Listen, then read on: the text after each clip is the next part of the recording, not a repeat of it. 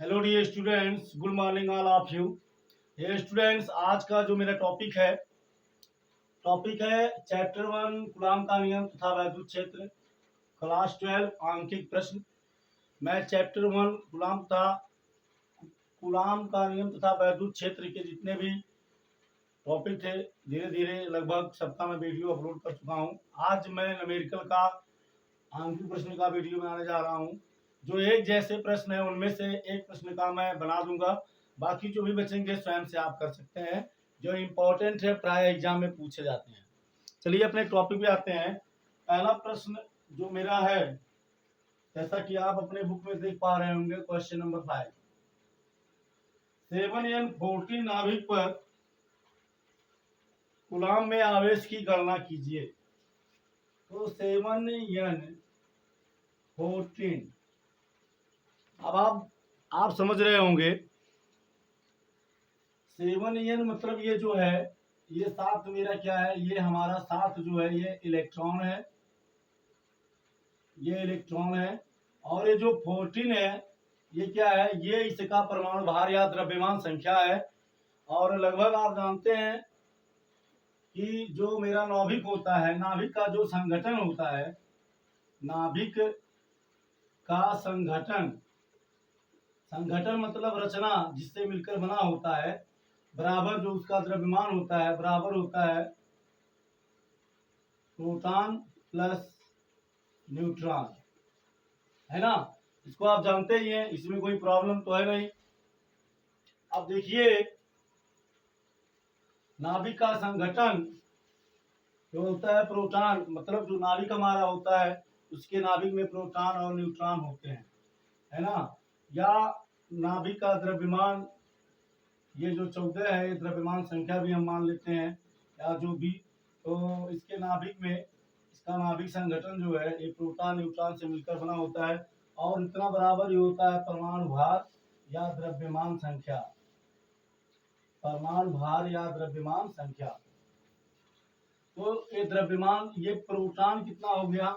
अब आप जानते हैं किसी भी परमाणु में इलेक्ट्रॉन की संख्या परमाणु के नाभिक पर उपस्थित पॉजिटिव चार्ज के बराबर होता है। तो यहाँ इलेक्ट्रॉन 7 है, मीन्स प्रोटॉन की संख्या भी कितनी होगी, 7 होगी, क्योंकि नाभिक पर जो चार्ज आता है वो प्रोटॉन के कारण आता है। तो इस प्रोटॉन की जगह पर हो जाएगा, यहाँ लिखेंगे, इसलिए प्रोटॉन बराबर कितना हो जाएगा, इसलिए प्रोटॉन बराबर हो जाएगा मतलब प्रोटॉन संख्या बराबर कितनी हो जाएगी, 7। इसका जरूरत ही नहीं पड़ा, हम कुछ सोच कर लिखे थे लेकिन इसका जरूरत पड़ा ही नहीं। अब हमें क्या निकालना है, इसलिए 7n14 पर के नाभिक पर आवेश। तो आवेश Q बराबर क्या होता है, n इंटू ई, है ना। ई का मतलब होता है आवेश। अब ध्यान देखो, हाँ याद आ गया, इसको क्यों लिखे थे। तो नाभिक पर आवेश निकालना है, नाभिक मेरा ये है ना, ये नाभिक। तो यहाँ न्यूट्रॉन है, यहाँ प्रोटॉन है, तो न्यूट्रॉन तो आवेश रहित होता है, इस मतलब आवेश में न्यूट्रॉन का कोई रोल नहीं होता, इसलिए इसको हम छोड़ देंगे, सिर्फ प्रोटॉन लेंगे। तो n का मतलब हो गया नंबर, तो नंबर कितना है, 7, तो 7 हो गया किसका नंबर, आवेश का। तो आवेश हम किसका लेंगे, आवेश हम लेंगे प्रोटॉन का, क्योंकि नाभिक पर आवेश डिपेंड करेगा प्रोटॉन पर। अब आप जानते हैं एक इलेक्ट्रॉन पर जो आवेश होता है -1.6 × 10⁻⁻19 कूलम, और जो प्रोटॉन होता है प्रोटॉन पर भी इतना ही चार्ज होता है, सेम 1.6 × 10⁻⁻19, नंबर सेम वही होते हैं, बट जो प्रोटॉन होता है वो धनावेशित होता है, इसलिए यहाँ हम धन लगा देंगे। तो ये हो गया प्लस, ये हो जाएगा n की जगह पर कितना आया, 7 आया। अब आवेश किसका लिखेंगे, प्रोटॉन का। प्रोटॉन का आवेश हो जाएगा इंटू प्लस 1.6 × 10⁻⁻19। अब 16 का गुणा 17 में करेंगे तो 112 इंटू 10⁻⁻19। आवेश का मात्रक क्या होता है, कूलाम, यहाँ लिख देंगे कूलाम, या सी भी लिख सकते हैं। अब ध्यान देना है कि डेसिमल के बाद यहाँ एक अंक है, तो दाएं तरफ से एक अंक गिन कर यहाँ पर डेसिमल लगा देंगे। तो ये हो गया। इसके बाद जो है क्वेश्चन हमारा, इसके बाद का क्वेश्चन जो है, जैसा कि आप बुक में देख पा रहे होंगे, इसके बाद का क्वेश्चन है, धन 2 माइक्रोकुलाम तथा +6 माइक्रोकुलाम के दो बिंदु आवेश परस्पर 12 न्यूटन के बल से प्रतिकर्षित करते हैं। यदि इन आवेशों में से प्रत्येक को -4 माइक्रोकुलाम आवेश और दे दिया जाए, अब बल कितना होगा। बहुत ही मस्त क्वेश्चन है और मजा आ जाएगा। ठीक है, चलिए देखते हैं। करा दो आवेशित कण है, एक पर +2 माइक्रोकुलाम है और एक पर +6 माइक्रोकुलाम है। तो ये मान लेते हैं एक ये आवेश है, एक ये आवेश है। इस पर जो चार्ज है ये है +2 माइक्रोकुलाम और ये जो चार्ज है इस पर आवेश है +6 माइक्रोकुलाम, है ना। अब देखो ये दोनों क्या धनावेशित हैं। तो आप जानते हैं जो समान आवेश होते हैं ये परस्पर एक दूसरे को प्रतिकर्षित करते हैं। मतलब ये इसको पुश करेगा इस डायरेक्शन में, इस पर, इसके द्वारा इस पर जो फोर्स लगेगा इस डायरेक्शन में लगेगा इस चार्ज पर, और इसके द्वारा इस पर जो होगा वो इस चार्ज पर होगा। ये बात अलग है, ये बात अलग है कि ये चार्ज तक कौन ज्यादा फोर्स लगाएगा और मतलब किस पे अधिक लगेगा, हमें इससे मतलब नहीं है। मतलब ये है, हमें देखिए लॉजिक समझने की जरूरत है, कॉन्सेप्ट समझने की जरूरत है। दोनों प्लस है तो ये इस पर फोर्स इस डायरेक्शन में लगाएगा और ये इस पर फोर्स इस डायरेक्शन में लगाएगा, एक दूसरे को प्रतिकर्षित करते हैं। और इनके बीच जो बल लग रहा है ये बराबर दिया है 12 न्यूटन। कितना दिया है, 12 न्यूटन। अब कह रहा है कि अगर इसे -4 माइक्रोकुलाम दे दिया जाए, -4 माइक्रोकुलाम चार्ज दोनों को दिया जाए, यदि इसको -4 माइक्रोकुलाम आवेशित और आवेश और दें तो ये -4 माइक्रोकुलाम आवेश देने के बाद में ये चेंज हो जाएगा किसमें, किसमें चेंज हो जाएगा, चेंज हो जाएगा -2 माइक्रोकुलाम में। और ये चेंज हो जाएगा किसमें, चेंज हो जाएगा +4 माइक्रोकुलाम में, है ना। चूंकि ये प्लस माइनस तो 6 से 2 निकल जाएगा तो प्लस हो जाएगा, और +2 में -4 ऐड करेंगे -2 हो जाएगा। तो यहाँ पर चार्ज एक प्लस हो जाएगा और एक माइनस, तो यहाँ पर बल आकर्षण बल लगेगा। अब आकर्षण बल निकालने के लिए हमें क्या चाहिए, बीच की दूरी चाहिए। तो दूरी को r मान लीजिए। तो पहले हम इसकी सहायता से r निकालते हैं, फिर इसी में रख देंगे, हमारा दूसरे का भी आंसर निकल जाएगा। तो मान लीजिए माना आवेशों के बीच की दूरी, आवेशों के बीच की दूरी r है ना। यानी कि इसलिए F = क्या होता है, 1/4 pi epsilon not into Q1 Q2 upon r², है ना। तो इस F के जगह पर हम 12 रख देंगे, जैसा कि आप देख पा रहे हैं बुक में दिया है, इनके बीच लगने वाला बल 12 न्यूटन है। तो 12 हो गया, 12 हो गया। अब देखो यहाँ हम लिख दे रहे हैं, आवश्यकता पड़ने पर यूज कर लिया जाएगा, नहीं पड़ेगा नहीं करेंगे। 1/4 पाई एप्सिलॉन नॉट बराबर क्या होता है कि, तो यहाँ इसको हमने लिख दिया, ठीक। तो इसके जगह पर इसका एक और वैल्यू और होता है 9.0 × 10⁹ तो इसके जगह पर हम के रख दे रहे हैं। ये हो गया के इंटू Q1 का वैल्यू 2 है, Q2 का भी क्या है 6 है बाई r², है ना। तो हो जाएगा, इसको अगर हम इधर ले आए तो ये इधर आ जाएगा, तो r² बराबर हो जाएगा के इंटू 12 2 6 12 अपान 12।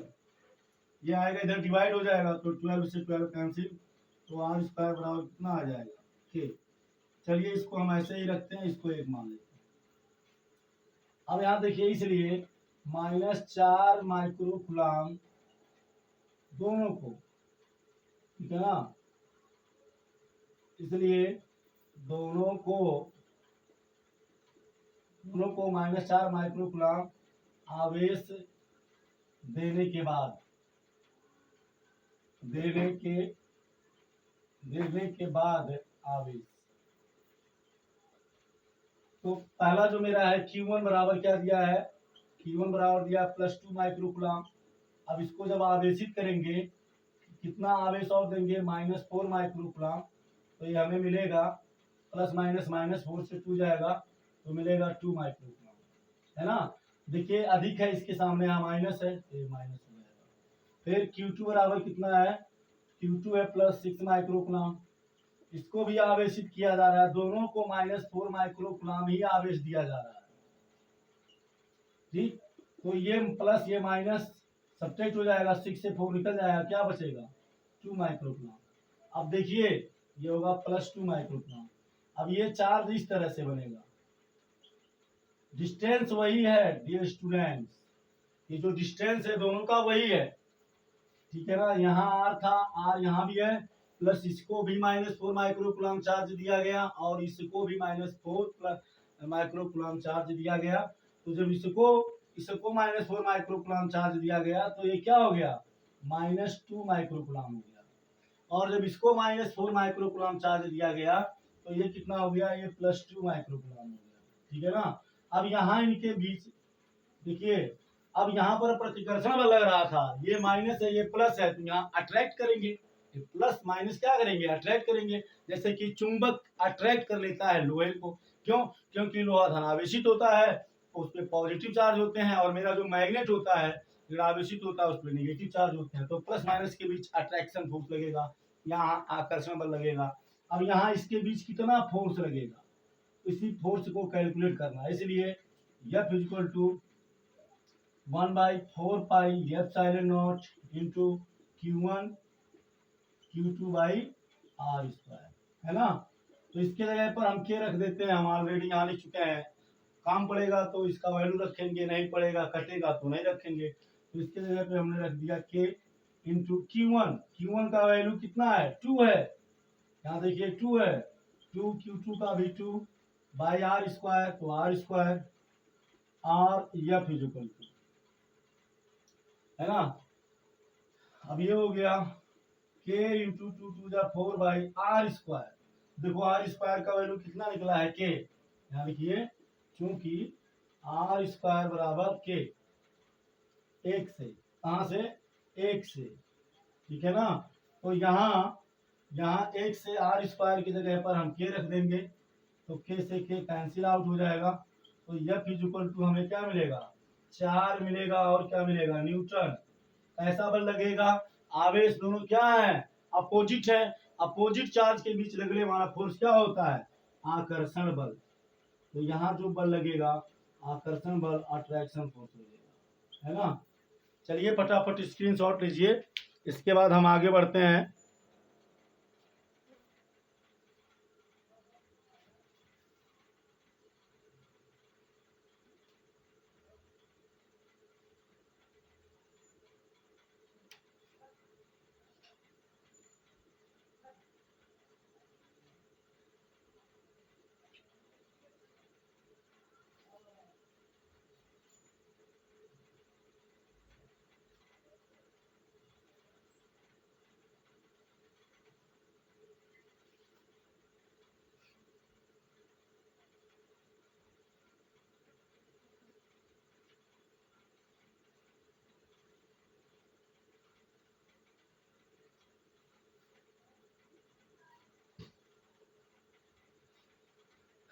चलिए अगला नंबर देखते हैं, अगला क्वेश्चन।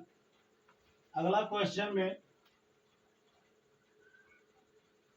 क्वेश्चन देखिए दिया है संलग्न चित्रों में, इसमें 2 क्वेश्चन दिए हुए हैं, एक मैं लगा दे रहा हूं, एक आप स्वयं से कर लीजिएगा, बहुत इजी है, सेम लगेगा।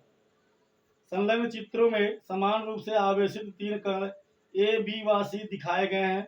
कण ए द्वारा कण बी पर आरोपित वैद्युत बल 2.0 × 10⁻⁻6 न्यूटन है। प्रत्येक चित्र में ज्ञात कीजिए कण सी द्वारा कण बी पर आरोपित वैद्युत बल। तो एक हम बता दे रहे हैं, एक आप स्वयं से कर लीजिएगा। देखिए ये ए है, ये बी है, और ये आपका है सी। ए है, बी है, सी है ना, इस तरह से। अब देखो कह रहा है दोनों का आवेश समान है, दोनों समान रूप से आवेशित है। तो यहाँ इसलिए लिखिए चूंकि चूंकि ए कामा बी कामा सी समान रूप से आवेशित हैं, समान रूप से आवेशित हैं, समान रूप से आवेशित हैं, ठीक है ना। यानी कोई इसलिए मान लिया, माना आवेश, माना ए का आवेश, माना ए का आवेश बराबर क्यू, ठीक। इसलिए ए बराबर बी बराबर, ए का आवेश बराबर बी का आवेश बराबर सी का आवेश, ठीक है ना। यहाँ लिखिए इसलिए बी का आवेश बराबर भी क्या हो जाएगा, बी का आवेश भी क्या हो जाएगा, ये बी क्यू होगा, और सी का जो आवेश है ये भी क्या होगा, ये भी क्यू ही होगा। ये समान रूप से आवेशित है मतलब क्या, अगर इस पर मान लो +2 कूलम है तो इस पर भी +2 कूलम है, इस पर भी +2 कूलम है। यदि इस पर -3 कूलम है तो इस पर भी -3 कूलम है, इस पर भी -3 कूलम है। बात समझ में आई। चलिए अब देखिए क्वेश्चन, देखिए कह रहा है समान रूप से आवेशित 3 कण एबीसी दिखाए गए हैं। कण ए द्वारा कण बी पर आरोपित वैद्युत बल ए द्वारा बी पर, ए जो बी पर फोर्स अप्लाई करता है इस पॉइंट बी पर, किसके द्वारा, ए के द्वारा जो फोर्स अप्लाई हो रहा है, एफ बराबर दिया है 2.0 इंटू 10⁻⁻6 न्यूटन, 2.0 इंटू 10⁻⁻6 न्यूटन। तो कह रहा है प्रत्येक चित्र में ज्ञात कीजिए कण सी द्वारा बी पर आरोपित बल, सी बी पर कितना फोर्स लगाएगा, सी के द्वारा बी पर कितना फोर्स लगेगा, ये हमें निकालना है। बात समझ में आ गई। तो फर्स्ट ऑफ ऑल हमें क्या निकालना होगा, सी के द्वारा बी पर आरोपित बल ज्ञात करने के लिए इनके बीच का हमें क्या चाहिए, इनके बीच का हमें क्या चाहिए, या तो हमें क्यू का मान पता होना चाहिए या तो हमें आर का मान पता होना चाहिए, दोनों में से कोई एक हमें पता होना चाहिए, तभी आगे हम क्वेश्चन को सॉल्व कर सकते हैं। बात समझ रहे हैं कि नहीं। चलिए आगे बढ़ते हैं और अब इसे हम लगाने का प्रयास करते हैं। देखिए इसमें डिस्टेंस दे रखा है 0.015 मीटर और यहाँ दिया 0.01 मीटर, डिस्टेंस दिया है ए बी के बीच का डिस्टेंस इतना 0.015 मीटर, बी और सी के बीच का इतना। तो पहले अब हम इसको लगाते हैं और उसी के बाद में देखते हैं, डिस्टेंस दिया है, चार्ज निकालते हैं, फिर लगाने का प्रयास करते हैं, ठीक है। तो अब यहाँ देखो दिया है, इसलिए यह बराबर होता है क्या है 1/4 pi epsilon not into Q1 Q2 by R square, है ना। तो इस एफ के प्लस पर कितना हो जाएगा 2.0 इंटू 10⁻⁻6 इक्वल टू, इसके प्लस पर हम के रख देते हैं। आवश्यकता पड़ेगा क्योंकि के बराबर होता है 1/4 पाई एप्सिलॉन नॉट, आवश्यकता पड़ेगा यूज कर लेंगे, कटेगा तो काट देंगे। तो हो गया के, Q1 का वैल्यू भी Q और Q2 का वैल्यू भी Q, क्योंकि सबका चार्ज क्या है, समान है ना। तो चार्ज को हमने क्या मान लिया है, यहाँ Q मान लिया, Q मतलब प्लस Q, कुछ नहीं है तो प्लस है, ये अपान, चलो यहाँ मान लेते हैं प्लस Q, लिख देते हैं R स्क्वायर, R का मतलब बीच का डिस्टेंस, तो 0.015 का क्या हो जाएगा स्क्वायर, है ना। अब हमें क्या मिलेगा, यहाँ लिखिए, सो इसका अपान 1 करके क्रॉस मल्टीप्लाई कर देंगे यार, तो आपको मिलेगा k into Q square is equal to 2.0 into 10⁻⁻6 into 0.015 का होल स्क्वायर, है ना। अब इसके बाद में या k is equal to k into Q square is equal to आपको मिलेगा, अब देखो क्या है, ये 15 का क्या है स्क्वायर है, तो 0.015 का स्क्वायर जब आप निकालोगे तो 0.015 इंटू 0.015 मल्टीप्लाई करेंगे तो 15 का मल्टीप्लाई करेंगे 15 में तो कितना होगा 225 होगा 225 होगा। अब डेसिमल के बाद ऊपर 3 अंक नीचे 3 अंक 6 अंक होगा तो 1 2 3 4 5 6 डेसिमल यहाँ लग गया। अब इसमें मल्टीप्लाई हम करेंगे 2 का तो 2 5 जा 10 2 2 जा 4 1 5 2 2 जा 4 0 0 0 ये हमें मिलेगा। तो जी तो हमें मल्टीप्लाई करने के बाद कितना मिला हमें मिला 0.00045 इंटू 10 टू दी पावर -6 ये मिल गया। या क्यू स्क्वायर इक्वल टू मिल गया 0.00045 into 10 to the power -6 upon K. इसको मान लेते हैं ये मल्टीप्लाई इधर आएगा डिवाइड हो जाएगा है ना। तो हमारा अब यहाँ लिखते हैं इसलिए बी व सी के मध्य बल ठीक है ना आरोपित बल बी व सी के मध्य आरोपित बल।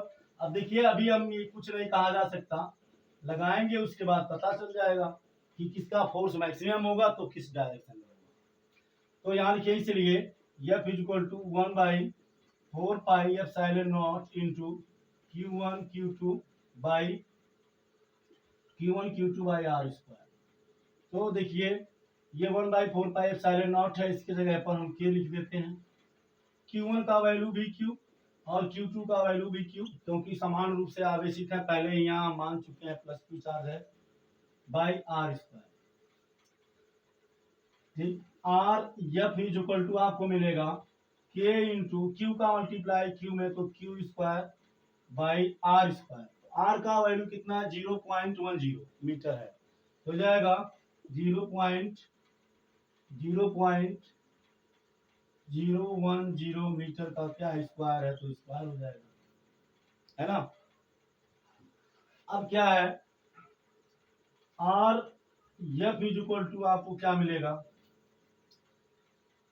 K है ऐसे रहने दीजिए Q स्क्वायर तो यहाँ देखिए Q स्क्वायर का वैल्यू निकल चुका है 1 से। यहाँ देखिए 1 से Q स्क्वायर का मान रखने पर क्या निकला है 0.00045 ये निकला है ना 0.00045 into 10 to the power -6 upon K हो गया अपॉन के बाई देखो 0.010 इंटू स्क्वायर है ना ये तो 2 बार मल्टीप्लाई होगा 010 तो अब ये जो होगा सेम है ना तो 10 का मल्टीप्लाई 10 में कर देंगे कितना हो जाएगा 100 हो गया। अब डेसिमल के बाद ऊपर नीचे कितने अंक हैं 6 तो 6 अंक के बाद दशमलव लगेगा तो 1 2 3 4 5 और ये हो गया 6 1 2 3 4 5 6 1 2 3 4 5 6 यहाँ लग गया डेसिमल तो इसका स्क्वायर हो गया 0.00001 के बाद आपकी इच्छा 0 चाहे लिखें 0 चाहे ना लिखें ये हो गया ठीक है ना। बात समझ में आ रही है। तो देखिए इस केस से ये के क्या हो जाएगा कैंसिल तो जब कैंसिल हो जाएगा तो आपको F इज इक्वल टू क्या मिलेगा आपको F इज इक्वल टू मिलेगा 0.00045 into 10 to the power -6 by 0.0001 ये मिलेगा। अब इसको जब आप डेसिमल हटाएंगे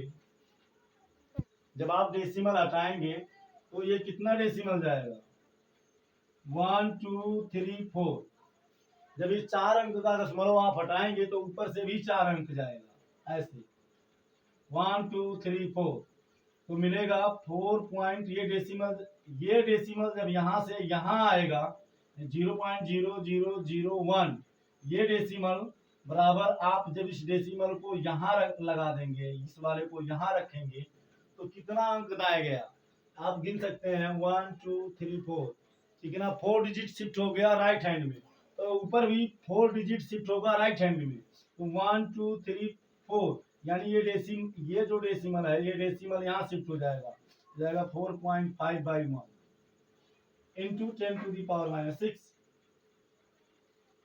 और एफ इज इक्वल टू मिलेगा, अब 1 का डिवाइड करेंगे तो यही हो गया 4.5 10⁻⁻6 क्या हो गया न्यूटन। अब आप देख सकते हैं ए से बी की ओर लगने वाला जो फोर्स है, ए जो बी पे फोर्स लगा रहा है, ये कितना लगा रहा है 2.0 इंटू 10⁻⁻6 न्यूटन, और सी के द्वारा बी पर जो फोर्स, ये जो फोर्स लग रहा है, ये कितना लग रहा है 4.5 इंटू 10⁻⁻6 न्यूटन। तो नेट फोर्स क्या होगा, बी पर नेट फोर्स क्या होगा, ये मैक्सिमम है ना, तो इतने में से ये क्या होगा घट जाएगा। ये जो फोर्स लग रहा है, ये फोर्स लग रहा है इस डायरेक्शन में, इस तरह से ए के द्वारा बी पर जो फोर्स लग रहा है ऐसे लग रहा है, ऐसे लग रहा है, ये बी मान लो, ये मान लो, ये इसको ऐसे इधर ढकेल रहा है ना, 2 न्यूटन 2.0 10⁻⁻6 न्यूटन से, और सी वाला इसी पर ऐसे ढकेल रहा कितने से 4.5 इंटू 10⁻⁻6 न्यूटन से, तो ये ज्यादा है ना, तो ये इसे बी को ए की ओर ढकेल देगा। अब कितने बल से ढकेल देगा, तो इतने में से क्या होगा घट जाएगा, तो 4.5 से 2.0 जाएगा तो 2.5 आएगा, तो यहाँ लिखो, इसलिए कहाँ लिखें, चलो यही लिख देते हैं, यही जगह है, ठीक है ना, यहाँ लिखो, इसलिए बी पर नेट बल ए की ओर, नेट बल 2.5 इंटू 10⁻⁻6 न्यूटन ए की ओर लगेगा, ए की ओर क्या होगा, ए की ओर लगेगा। बात समझ में आई, वेरी गुड, ठीक है ना। चलिए बाकी जो क्वेश्चन है उनका वीडियो फिर हम बनाएंगे और नेक्स्ट क्लास में अपलोड करेंगे। वीडियो आपको कैसा लगा जरूर कमेंट करके बताइएगा। थैंक यू सो मच, जय हिंद, जय भारत।